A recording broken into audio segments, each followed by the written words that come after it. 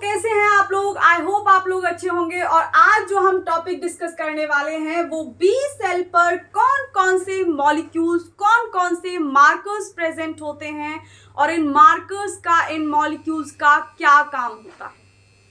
तो are you guys ready? तो बिना टाइम वेस्ट के स्टार्ट कर लेते हैं इस टॉपिक को। तो जो पहला मॉलिक्यूल बी सेल के सरफेस पर हम बात करने वाले हैं वो है बी सेल का रिसेप्टर। और ये बी सेल का रिसेप्टर यानी बीसीआर दो एंटीबॉडीज से मिलकर के बना हुआ होता है। पहली एंटीबॉडी आईजीएम एंटीबॉडी और दूसरी एंटीबॉडी होती है आईजीडी। कई बार हम लोग देख भी चुके हैं कि मान लो ये हमारी कोई बी सेल है और जब इस बी सेल का प्रॉपर मैचुरेशन हो जाता है, जब ये प्रॉपर तरीके से मैच्योर हो जाती है, तो मैच्योर होने के बाद इसके सरफेस पर बीसीआर आ जाता है। और वो जो बीसीआर होता है वो बीसीआर दो एंटीबॉडीज से मिलकर के बना हुआ होता है। पहली एंटीबॉडी होती है आईजीएम और दूसरी एंटीबॉडी होती है आईजीडी एंटीबॉडी। अब ये जो बी सेल है, हमको ये भी पता है कि ये हमारी बॉडी के अंदर जो तीन professional antigen presenting cells present होती हैं उनमें से एक है। अब ये एंटीजन प्रेजेंटिंग सेल क्या होती है ये ऑलरेडी आप लोगों को समझने में आ गया होगा, ठीक है।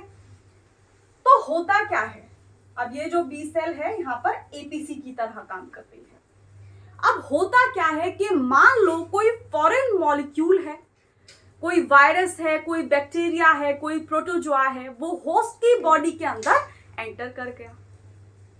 तो जैसे ही वो होस्ट की बॉडी के अंदर एंटर करेगा तो उसके जो प्रोटीन के सीक्वेंसेस होंगे वो हमारे होस्ट के प्रोटीन के सीक्वेंसेस से बिल्कुल अलग होंगे। और जितनी भी हमारी बी सेल्स होती हैं और टी सेल्स होती हैं, डेवलपमेंट के टाइम पर इनको ये दिखाया जाता है कि भाई ये वाला प्रोटीन तो हमारा है, और अगर इससे और कोई अलग प्रोटीन बॉडी के अंदर आपको दिखाई दे, कोई और सीक्वेंसेस वाला प्रोटीन दिखाई दे, तो उसको आपको पकड़ लेना है। अब जैसा आदेश मिलता है वैसा ही काम ये बी और टी सेल करने लगती हैं।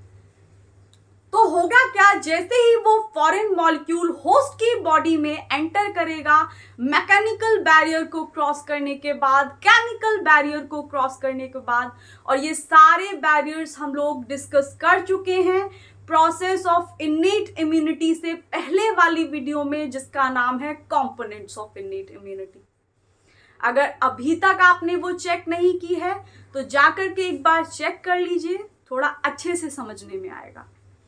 तो देखो इधर, अब वो जो फॉरेन मॉलिक्यूल है वो होस्ट की बॉडी में एंटर तो कर गया, लेकिन जैसे ही उसका मुकाबला इस प्रोफेशनल एंटीजन प्रेजेंटिंग सेल यानी बी सेल से होगा, तो इस बी सेल के सरफेस पर होता है बीसीआर, यानी ये पहला मॉलिक्यूल जिसके बारे में हम लोग बात कर रहे हैं, जिसे हम बी सेल रिसेप्टर नाम दे रहे हैं। और ये जो बी सेल रिसेप्टर है ये दो एंटीबॉडीज से मिलकर के बना हुआ होता है, और वो जो दो एंटीबॉडीज होती हैं वो सरफेस एंटीबॉडीज होती हैं। और सरफेस क्यों बोल रहे हैं, क्योंकि ये इस बी सेल की प्लाज्मा मेम्ब्रेन पर, इसके सरफेस पर प्रेजेंट है। अब बात आती है कि ये आईजीएम और आईजीडी मिलकर के इसका बीसीआर तो बना देते हैं, बीसीआर मतलब बी सेल रिसेप्टर। लेकिन ये जो बी सेल रिसेप्टर होता है, यानी ये जो पहला मॉलिक्यूल है, ये काम क्या करता है?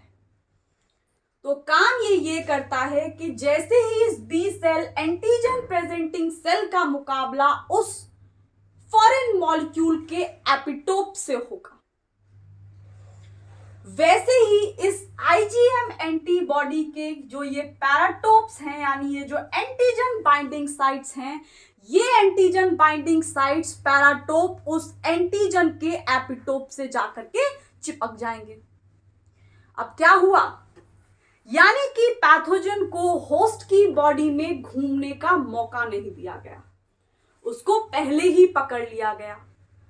और जितनी जल्दी किसी चीज को होने से रोक लो वो आगे नहीं जाती है।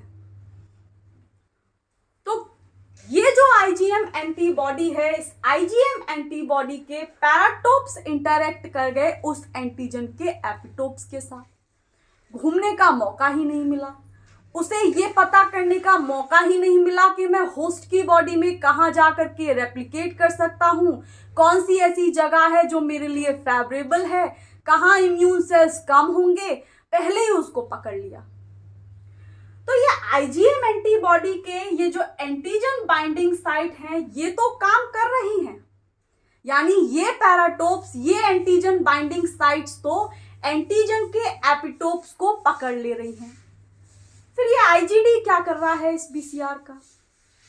आईजीडी जो एंटीबॉडी होती है ये होती है असिस्टेंट साहिब, और ये जो असिस्टेंट साहिब होते हैं ये पीछे से सिर्फ आईजीएम के जो पैराटोप्स का उस एंटीजन के एपिटोप्स के साथ इंटरेक्शन को प्रमोट करते हैं, अपने पैराटोप से बाइंड नहीं कराते, यानी काम वाला क्रेडिट बिल्कुल भी आईजीडी को नहीं मिलेगा, ये पीछे रह करके इस इंटरेक्शन को सिर्फ प्रमोट कराती है। आईजीएम प्रोफेसर साहिब को ही सारा क्रेडिट मिलता है।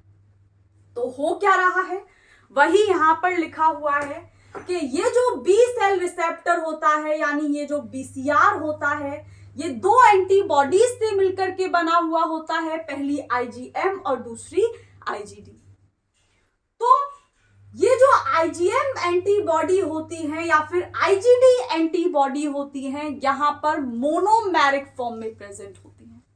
मोनोमेरिक का मतलब बाइवेलेंट फॉर्म में प्रेजेंट होती हैं, कोई भी डायमंड नहीं बना लेती, कोई भी टेट्रामर नहीं बना लेती, कोई भी पेंटामेरिक मॉलिक्यूल नहीं बना लेती। कौन सी एंटीबॉडी की तरह?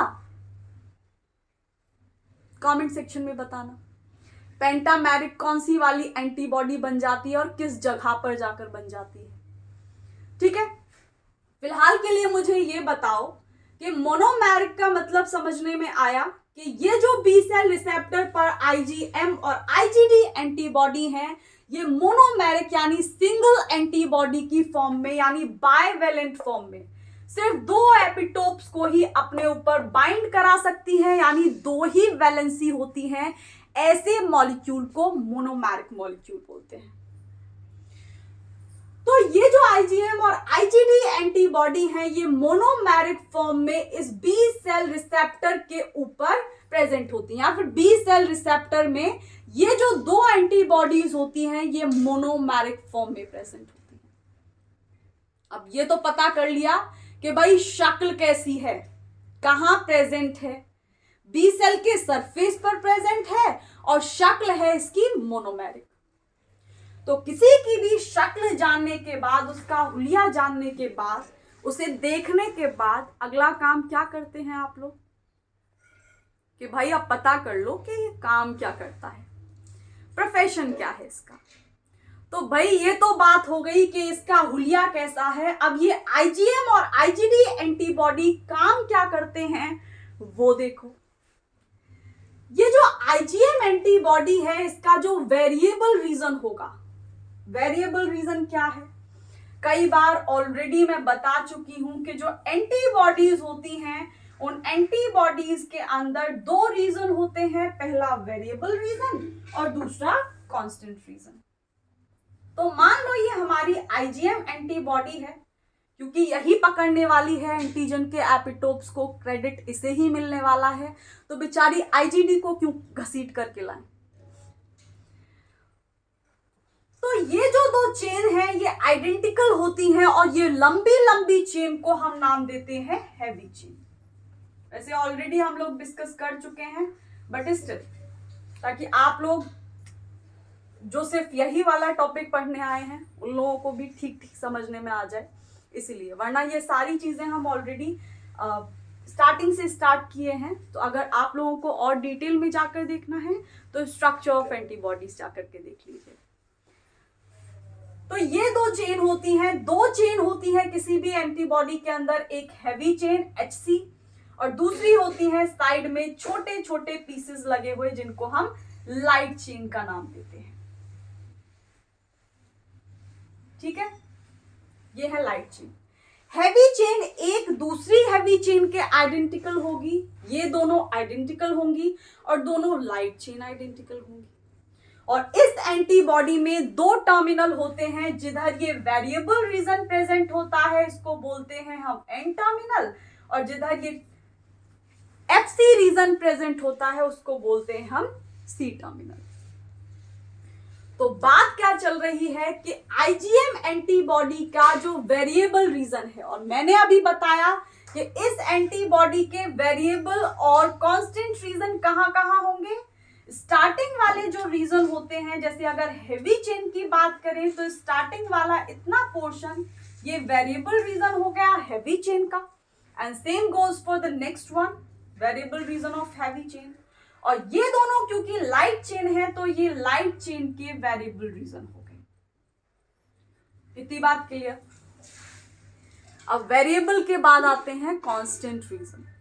तो आईजीएम एंटीबॉडी के अंदर अगर लाइट चेन देखें तो दो कांस्टेंट रीजन होते हैं, मतलब एक ही कांस्टेंट रीजन होता है, और ये जो कांस्टेंट रीजन होता है इसको हम नाम देते हैं सीएल, यानी constant region of light chain. लेकिन हैवी चेन क्योंकि हैवी वजनदार है तो हैवी चेन के पास तीन कांस्टेंट रीजन होते हैं, तीन अलग अलग कांस्टेंट रीजन होते हैं। और वो कौन कौन से हैं?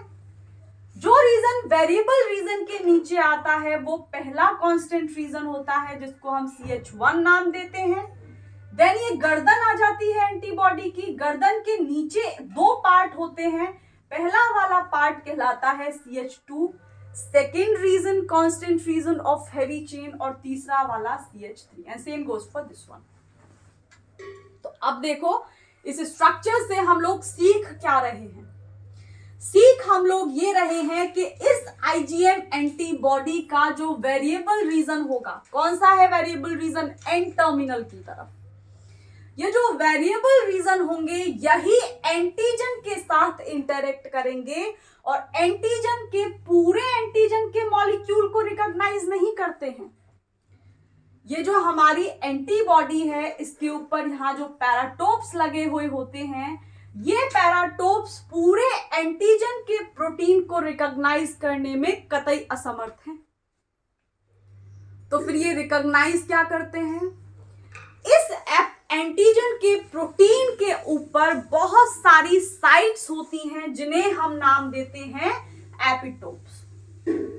और ये जो एपिटोप्स होते हैं, यानी ये जो चाबी होती हैं इन तालों की, वो सेम भी हो सकती हैं और अलग अलग भी हो सकती हैं। तो अगर वो भी चेक नहीं की है वीडियो तो जा करके देख लो, जहां हम लोगों ने टाइप्स ऑफ एंटीजन के बारे में बात की है। मोनोवेलेंट, मल्टीवेलेंट, पॉलीवेलेंट और टाइप्स ऑफ एंटीजेनिक एपिटोप्स के बारे में भी बात की है। ये जो एपिटोप्स होते हैं ये लीनियर भी हो सकते हैं, कन्फॉर्मेशनल भी हो सकते हैं, ये ओवरलैपिंग भी हो सकते हैं, नॉन ओवरलैपिंग भी हो सकते हैं। और ये सारी जो बला हैं, जो शब्द मैंने लिए हैं, ये होते क्या हैं आपको तभी समझने में आएगा जब आप लोग वो वीडियोस जाकर के चेक करेंगे। तो इस एंटीजन के पूरे प्रोटीन को ये रिकॉग्नाइज नहीं कर पाती हैं पैराटोप, सिर्फ एक छोटी सी साइट को रिकॉग्नाइज करती हैं जिनको हम एपिटोप्स नाम देते हैं। तो ये हो गए हमारे पैराटोप्स, और इस एंटीजन के पास होते हैं एपिटोप्स। पैराटोप मतलब ताला और एपिटोप मतलब होती है चाबी। तो जैसे ही इस ताले के साथ कोई चाबी फिट हो जाती है वैसे ही वो चिपक जाती है उसके साथ, और जो इंटरेक्शन है वो बन जाता है। और इंटरेक्शन को प्रमोट करने का काम करती है ये दूसरी एंटीबॉडी जो कि बी सेल के सरफेस पर प्रेजेंट है, जिसका नाम है आईजीडी। तो आईजीडी इसके पैराटोप्स पकड़ते नहीं है एंटीजन के एपिटोप्स को, ये सिर्फ इस इंटरेक्शन को प्रमोट करते हैं, फैसिलिटेट करते हैं।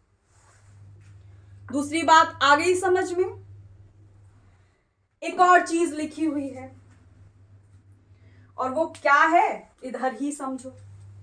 देखो इधर क्या लिखा हुआ है,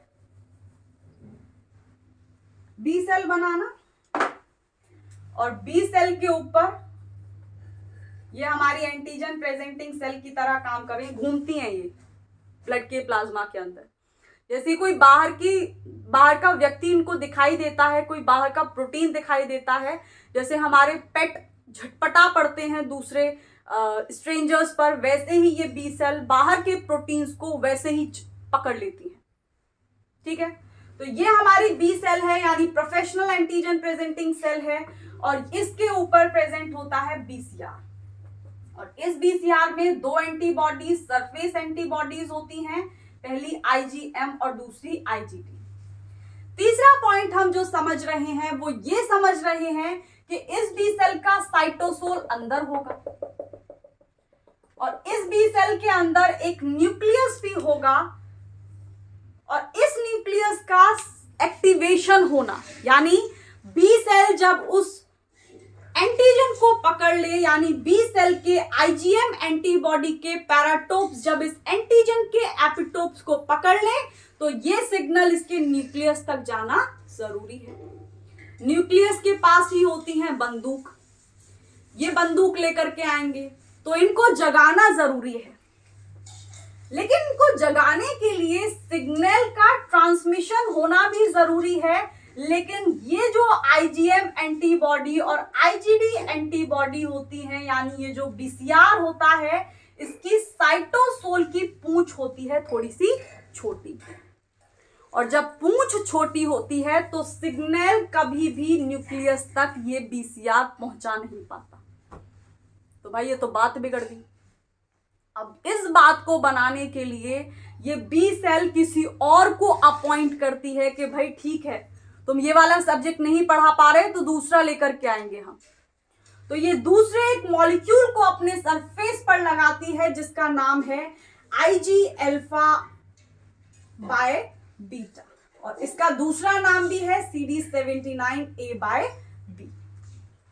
तो उसके बारे में बाद में बात करेंगे। पहले ये समझ में आया कि ये जो हमारा बीसीआर है, इस पर जो एंटीबॉडीज लगी हुई हैं, आईजीएम और आईजीडी एंटीबॉडी, क्योंकि इनकी साइटोसोलिक टेल यानी पूंछ छोटी होती है, तो ये पूंछ सिग्नल को यहां तक ट्रांसमिट नहीं कर पाती। तो वही लिखा हुआ है कि इसकी पूंछ छोटी होती है बीसीआर की, इस वजह से जो न्यूक्लियस है वो जाग नहीं पाता, और जब तक न्यूक्लियस नहीं जागेगा तब तक बंदूक नहीं चलेगी, गोलाबारी नहीं होगी। तो गोलाबारी करने के लिए इस न्यूक्लियस का जागना यानी इसका एक्टिवेट होना जरूरी है। और जब बी सेल का एक मॉलिक्यूल ये काम नहीं कर पाता तो बी सेल दूसरे मॉलिक्यूल को लेकर के आती है कि भाई तू आ जा, तेरे को हम लोग पैसा देंगे और तू यहाँ पे काम कर। तो देखो वही है। अब ये क्योंकि ये बीसीआर ये काम नहीं कर पाया, तो बीसीआर क्या करता है, ये बी सेल है और ये बी सेल की प्लाज्मा मेम्ब्रेन है, और इस प्लाज्मा मेम्ब्रेन पर दो मार्कर्स लगे हुए हैं। कौन कौन से दिखाई पड़ रहे हैं? दो मॉलिक्यूल्स हैं, पहला बीसीआर है और दूसरा आईजी अल्फा बाय बीटा, जिसको हम दूसरे नाम से भी जानते हैं CD79A बाय बी। अब क्या होगा? कथा समाप्त? नहीं, चल रही है अभी। तो देखो इधर, ये जो बी सेल है, इस बी सेल के सरफेस पर आईजीएम एंटीबॉडी का इंटरेक्शन उस एंटीजन के एपिटोप्स के साथ हो गया, लेकिन क्योंकि सिग्नल इस न्यूक्लियस तक नहीं पहुंच पा रहा, तो ये बीसीआर सिग्नल को ट्रांसमिट कर देगा किसको? इस दूसरे मॉलिक्यूल को जो इसी की प्लाज्मा मेम्ब्रेन पर प्रेजेंट होता है बी सेल की, और वो मॉलिक्यूल होता है आईजी अल्फा बाय बीटा। और ये जो आईजी अल्फा बाय बीटा होता है, ये इसको भी बना लो इधर ही, काले रंग से बना लो, यहाँ पे काले से रिप्रेजेंट किया है। तो देखो भैया, अब इसकी पूंछ होती है कतई लंबी, तो ये है अल्फा चेन, ये है बीटा चेन, और इस मॉलिक्यूल का नाम है आईजी अल्फा बाय बीटा। अब क्या होगा?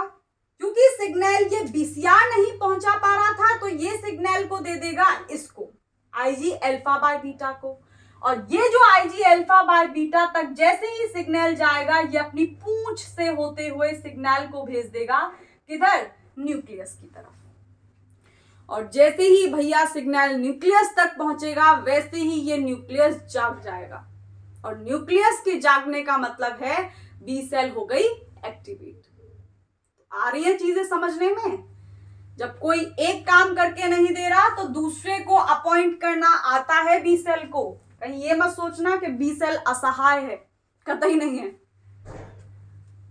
तो अब कुछ चीजें हैं, और वो क्या है कि ये जो आईजी अल्फा बाय बीटा है, इसकी ये जो पूंछ होती है, इस पूंछ में आइटेम और ए रैम रेसिड्यूज होते हैं, और ये जो आइटेम और ए रैम रेसिड्यूज होते हैं ये टायरोसिन के रेसिड्यूज होते हैं, यानी टायरोसिन अमाइनो एसिड से बने हुए बहुत सारी लंबी चेन होती है।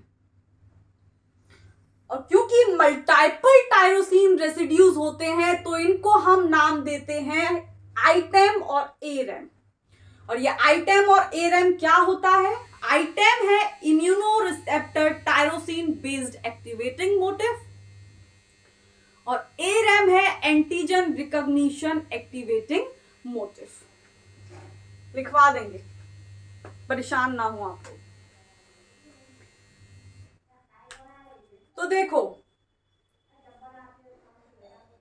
Mediate B cell activation like CD3 in T cell. आगे का पॉइंट क्या लिखा हुआ है वो समझ लो कि ये जो आईजी अल्फा बाय बीटा है, ये आईजी अल्फा बाय बीटा बिल्कुल उसी मॉलिक्यूल की तरह होता है जो टी सेल में CD3 नाम का मॉलिक्यूल था। अंतर केवल इतना है कि CD3 जो था वो 6 पॉलीपेप्टाइड चेन से बना हुआ था, और यहां पर पॉलीपेप्टाइड चेन केवल 2 है, अल्फा और बीटा। वहां पर अलग अलग 6 पॉलीपेप्टाइड चेन का कॉम्प्लेक्स था, लेकिन काम दोनों का सेम है। वहां पर भी बहुत सारे टायरोसिन के रेसिड्यूज होते हैं उसकी साइटोसोलिक टेल के अंदर, और यहां पर भी साइटोसोलिक टेल के अंदर बहुत सारे टायरोसिन के रेसिड्यूज होते हैं। और ये जो टायरोसिन के रेसिड्यूज होते हैं, यानी ये जो आइटेम और ए रैम है, इनका काम एक ही होता है कि सिग्नल को न्यूक्लियस तक पहुंचवाना। इसका मतलब न्यूक्लियस को जगा देना। और जगने के बाद क्या होगा? बी सेल का एक्टिवेशन। तो 2 बातें समझ में आ गई 2 मॉलिक्यूल्स के बारे में। अब तीसरा मॉलिक्यूल देखो। तीसरा मॉलिक्यूल जो बी सेल के सरफेस पर प्रेजेंट होता है वो है हमारा CD40। और ये CD40 क्या बला है, काम कैसे करती है, वो सब इधर देखते जाओ। लेकिन उससे पहले इस आइटेम और ए रैम का पूरा नाम लिख लो। कहीं पूरे नाम से प्रश्न आ जाए और आप लोग अटके रह जाएं, तो मत ही करो ऐसा।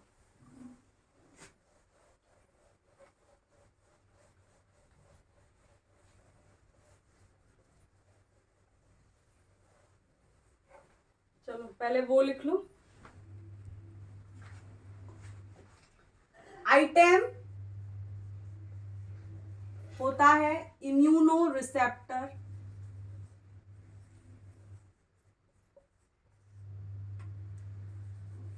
टायरोसिन। टायरोसिन टी कैपिटल बना लो, नाराज हो जाएंगे नॉमेनक्लेचर वाले। Based activating motifs. और दूसरा है ए रैम। ए रैम का मतलब है कि antigen recognition activating motive. Antigen recognition activating motive.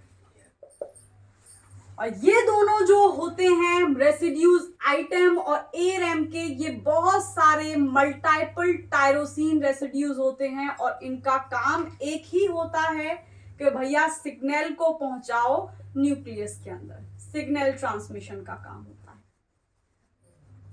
Nucleus को जा करके जगा लो। इतनी बात आ गई समझ में? अब अगला तीसरे मॉलिक्यूल को देखो जो बी सेल के सरफेस पर प्रेजेंट होता है, जिसका नाम है स्क्रीनशॉट, जिसका नाम है CD40।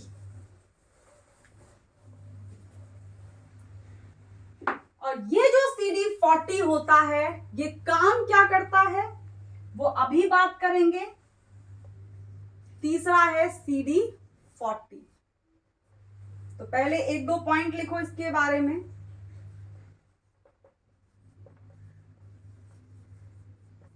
पहले मुझे ये लिख लेने दो, उसके बाद मैं समझाती हूँ। CD40 लिगांड,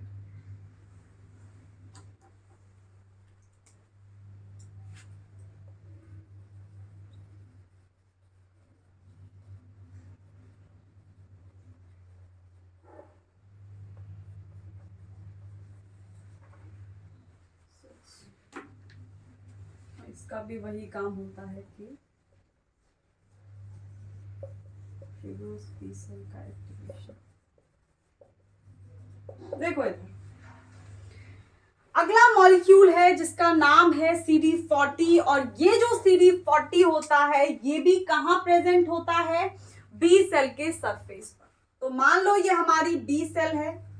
बी सेल मतलब professional antigen presenting cell. Already दो मॉलिक्यूल्स के बारे में हम बात कर चुके हैं कि भैया एक तो हमारा BCR है और दूसरा हम बात कर चुके हैं जिसकी पूंछ लंबी थी IG अल्फा बाय बीटा।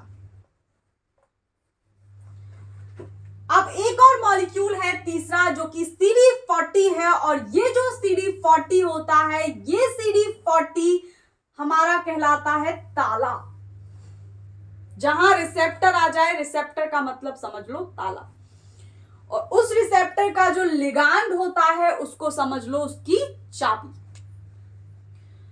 तो इसका काम भी वही होता है कि जहां ताला चाबी आ जाए वहां कुछ एक्टिवेट होगा एंड में। तो होगा क्या कि इस बी सेल के सरफेस पर ये ताला प्रेजेंट होता है जिसको हम नाम देते हैं CD40।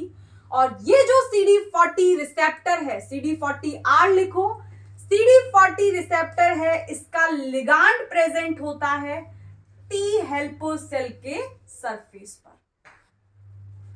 और T हेल्पर सेल ही क्यों ली हमने, T साइटोटॉक्सिक सेल क्यों नहीं ली, ये भी आप लोग मुझे कमेंट सेक्शन में बताइए। तो ये जो T हेल्पर सेल है, इस T हेल्पर सेल के सरफेस पर इस B सेल के ऊपर लगे हुए इस रिसेप्टर का लिगांड प्रेजेंट होता है जिसको हम नाम देते हैं CD40 लिगांड। और जैसे ही इस B सेल के सरफेस पर प्रेजेंट इस ताले की चाबी यानी CD40 लिगांड से इसका इंटरेक्शन होता है, इसके डेड बोल्ट में ये फिट होती है, वैसे ही ये जो हमारी B सेल होती है ये एक्टिवेट हो जाती है। यानी इनके इंटरेक्शन ट्रिगर करते हैं इस B सेल के एक्टिवेशन को। स्क्रीनशॉट लेना है, you guys can take it. अगला मॉलिक्यूल CD19 है। और ये CD19 क्या होता है वो देखो।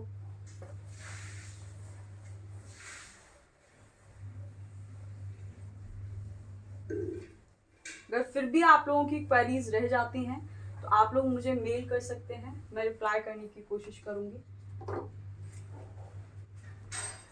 अब चौथा मॉलिक्यूल है जिसका नाम है CD19। और ये जो CD19 होता है ये भी B सेल के एक्टिवेशन को ही ट्रिगर करता है।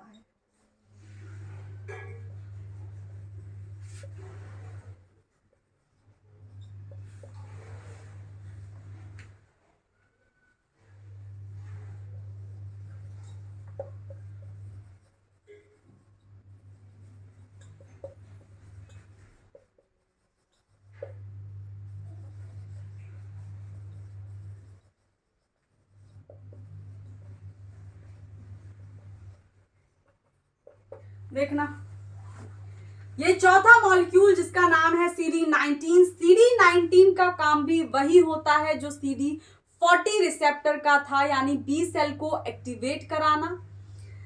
और एक और काम ये करता है B सेल के एक्टिवेशन को ट्रिगर करने के अलावा, ये जो CD19 है ये भी B सेल के सरफेस पर ही प्रेजेंट होता है।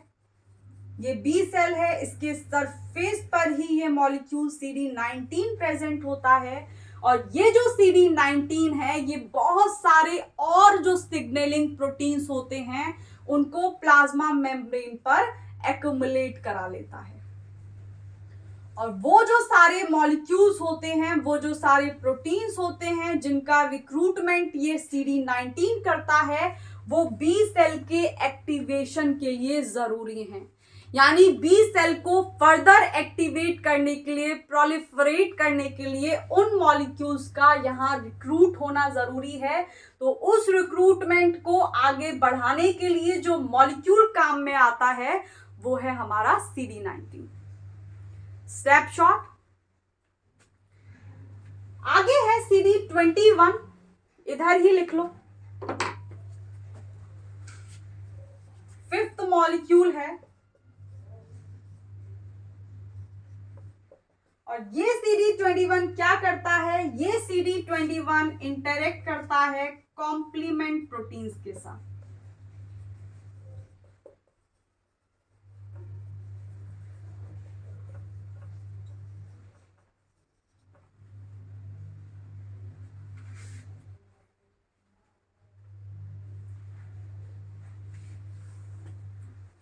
मान लो ये हमारी बी सेल है, इस बी सेल के सरफेस पर ये CD21 भी प्रेजेंट होता है और ये CD21 इंटरेक्ट करता है इस एक कॉम्प्लीमेंट प्रोटीन्स जो कि हिपैटोसाइट्स सिक्रीट करती हैं, और वो कॉम्प्लीमेंट प्रोटीन का नाम है C3b कॉम्प्लीमेंट प्रोटीन। और जैसे ही इस बी सेल पर प्रेजेंट ये CD21 इस कॉम्प्लीमेंट प्रोटीन C3b के साथ इंटरेक्ट करेगा, वैसे ही जो कॉम्प्लीमेंट सिस्टम है वो एक्टिवेट हो जाएगा। तो कॉम्प्लीमेंट सिस्टम का एक्टिवेशन लीड कराता है ये CD21 C3b के साथ इंटरेक्ट करने के बाद। तो इन दोनों मॉलिक्यूल्स के बारे में समझने में आया कि एक मॉलिक्यूल CD19 है जो कि बी सेल के एक्टिवेशन को ही प्रमोट करता है, ट्रिगर करता है, जैसे हमारा पहले वाला मॉलिक्यूल कर रहा था, रिसेप्टर कर रहा था CD40 रिसेप्टर। लेकिन ये CD19 एक और काम करता है कि ये बहुत सारे और सिग्नलिंग प्रोटीन जो कि बी सेल के फर्दर एक्टिवेशन के लिए चाहिए होते हैं, उन प्रोटीन्स को ला कर उसकी प्लाज्मा मेम्ब्रेन यानी बी सेल की प्लाज्मा मेम्ब्रेन पर रिक्रूट कर देता है, लगा देता है। उसी तरीके से CD21 है और ये CD21 भी बी सेल के सरफेस पर ही प्रेजेंट होता है, लेकिन ये CD21 हिपैटोसाइट से निकलने वाला एक कॉम्प्लीमेंट प्रोटीन जिसका नाम कॉम्प्लीमेंट C3b है उसके साथ इंटरेक्ट करता है। और जैसे ही इन दोनों मॉलिक्यूल्स के बीच में इंटरेक्शन होगा वैसे ही कॉम्प्लीमेंट सिस्टम एक्टिवेट हो जाता है। आगे दो और मॉलिक्यूल हैं जिनके बारे में हमें जान लेना जरूरी है। डिटेल में ऑलरेडी हम लोग उनको डिस्कस कर चुके हैं, बट स्टिल पढ़ ही रहे हैं तो पूरा पढ़ते जाइए ताकि कंफ्यूजन और ना समझ में आने का कोई किस्सा ही ना बचे। छठा मॉलिक्यूल है हमारा CD80x86। इसके बारे में हम लोगों ने टी सेल पर प्रेजेंट मॉलिक्यूल्स के बारे में जब हम लोग बात कर रहे थे तब भी पढ़ा था कि ये जो CD80x86 होता है ये बी सेल के सरफेस पर प्रेजेंट होता है और इसको हम को स्टिमुलेटरी मॉलिक्यूल के नाम से भी जानते हैं। और अगर आप किसी को कोई नाम दे रहे हो तो नाम तभी दिया जाता है जब उसके ट्रेट्स उस नाम से मैच कर रहे हो। कोई बहुत पतला है, मोटा कह सकते हो उसको, कोई बहुत गट्टा है उसको लंबू कह सकते हो, या फिर एंटागोनिस्ट सिनेरियो देख लो, बोल सकते हो ऐसा? नहीं। तो ट्रेट्स मैच करने चाहिए। तो को स्टिमुलेटरी मॉलिक्यूल क्यों नाम दिया जा रहा है बेचारे CD80x86 को? तो पहले ये देखो कि भैया ये है हमारी बी सेल जो यहाँ प्रोफेशनल एंटीजन प्रेजेंटिंग सेल की तरह काम कर रही है। और ये जो बी सेल है इसके सरफेस पर CD80/86 प्रेजेंट होता है और इसी के सरफेस पर वो सारे मॉलिक्यूल्स प्रेजेंट होते हैं जो अभी हम लोग डिस्कस करते हुए आ रहे हैं। तो ये जो CD80/86 है को स्टिमुलेटरी मॉलिक्यूल है, ये helper cell T helper cell पर एक मॉलिक्यूल प्रेजेंट होता है जिसको हम नाम देते हैं CD28।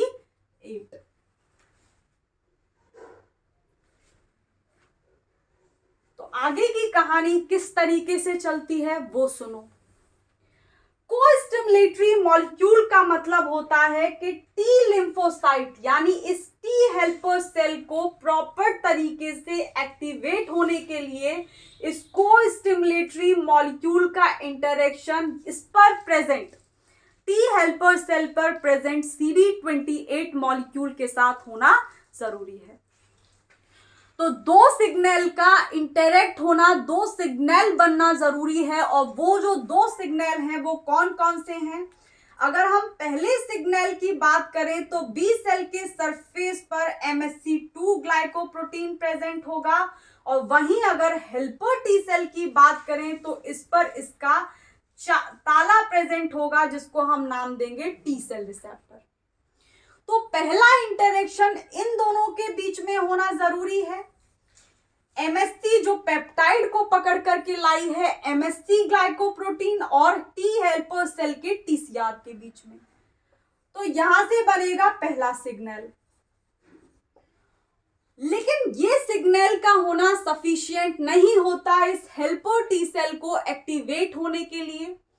ये हेल्पर टी सेल के बीच में अगर यही एक इंटरेक्शन हो रहा है तो हेल्पर टी सेल कभी भी एक्टिवेट नहीं होगी। एक्टिवेट उसी केस में होगी जब इसको स्टिमुलेटरी सिग्नल CD80/86 का इंटरेक्शन भी इस हेल्पर टी सेल पर लगे हुए CD28 के साथ होगा। तो ये जो सिग्नल है सेकंड सिग्नल का होना भी जरूरी है। अगर ये सिग्नल नहीं आता है तो ये हेल्पर टी सेल बिल्कुल भी तैयार नहीं होती है एक्टिवेट होने के लिए। लेकिन हम तो बात करेंगे कि भाई हमारे दोनों सिग्नल काम कर रहे हैं। तो मान लो ये दोनों इंटरेक्शन हुए, पहला इंटरेक्शन, दूसरा इंटरेक्शन, जैसे ही ये दो इंटरेक्शन होंगे वैसे ही ये हमारी हेल्पर टी सेल एक्टिवेट हो जाएगी और एक्टिवेट होने के बाद हम लोगों को पता है कि हेल्पर टी सेल का पैथोजन को खत्म करने का तरीका साइटोटॉक्सिक किलर सेल से बिल्कुल अलग होता है। Cytotoxic killer cell target cell killing करती है, यानी जहां पर भी उसको इंफेक्टेड सेल दिखाई देती है उसको सीधा खत्म कर देती है, सीधा गोली मारो। लेकिन ये जो हेल्पर टी सेल है, हेल्पर का मतलब है नाम, फिर से देखो नाम बता रहा है काम, और काम क्या है कि ये बाकी लोगों से हेल्प लेगी और हेल्प लेने के बाद पैथोजन को मारेगी। तो हेल्पर टी सेल हुई एक्टिवेट और एक्टिवेट होने के बाद ये बहुत सारे सिग्नलिंग मॉलिक्यूल छोटे छोटे साइटोकाइंस को सिक्रीट करती है और ये साइटोकाइंस ब्लड में सर्कुलेट करते हैं और बाकी की जितनी भी बॉडी के अंदर अडेप्टिव और इनेट इम्यून सेल्स होती हैं उन सबको बुला करके लाते हैं हेल्प के लिए टी हेल्पर सेल की। और जैसे ही वो इस टी हेल्पर सेल के पास आते हैं, कंसंट्रेशन डिपेंडेंट मैकेनिज्म होता है, तो ये क्योंकि टी हेल्पर सेल्स उन साइटोकाइंस के मॉलिक्यूल्स को सिक्रीट कर रही है तो कंसंट्रेशन इनके पास ज्यादा होगा।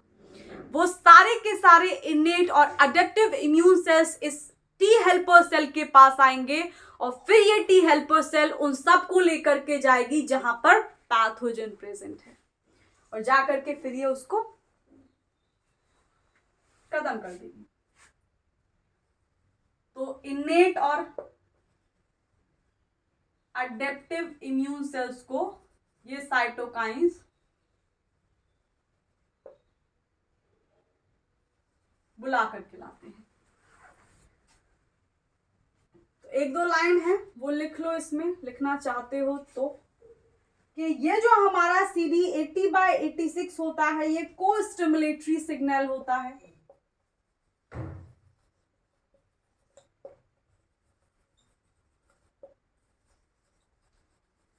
जिसकी जरूरत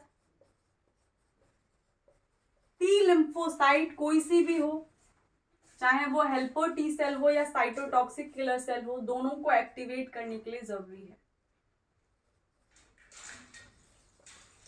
एक्टिवेशन ऑफ टी लिम्फोसाइट्स।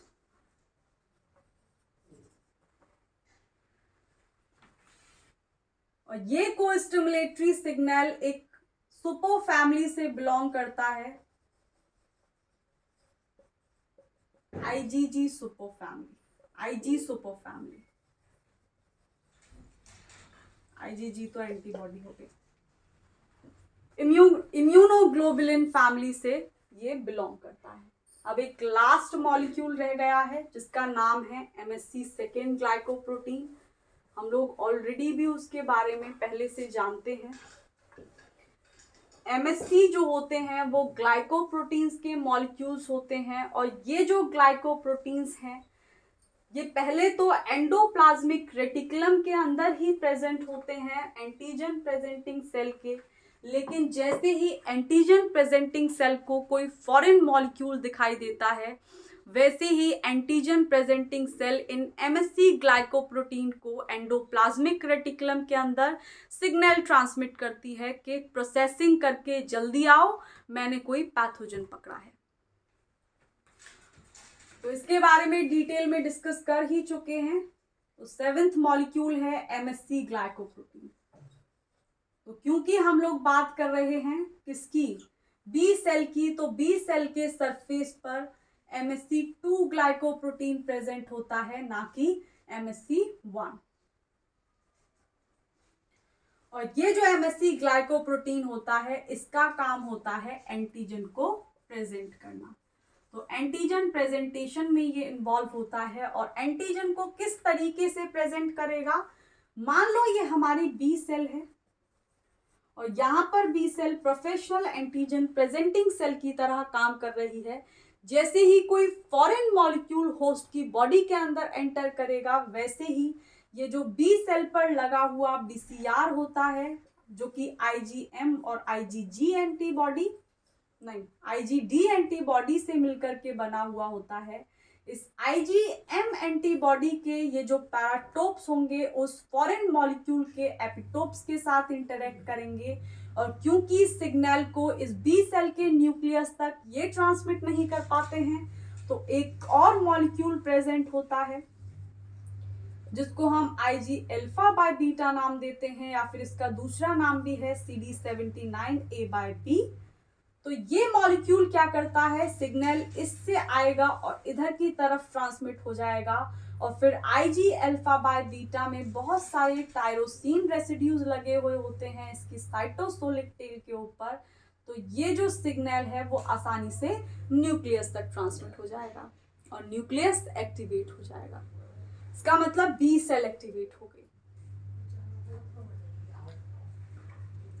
तो अब क्या होगा, ये बी सेल जैसे ही एक्टिवेट होती है वैसे ही ये इस एंटीजन को अपने अंदर एंडोसाइटोसिस की हेल्प से लाइसोसोम के अंदर भेज देती है।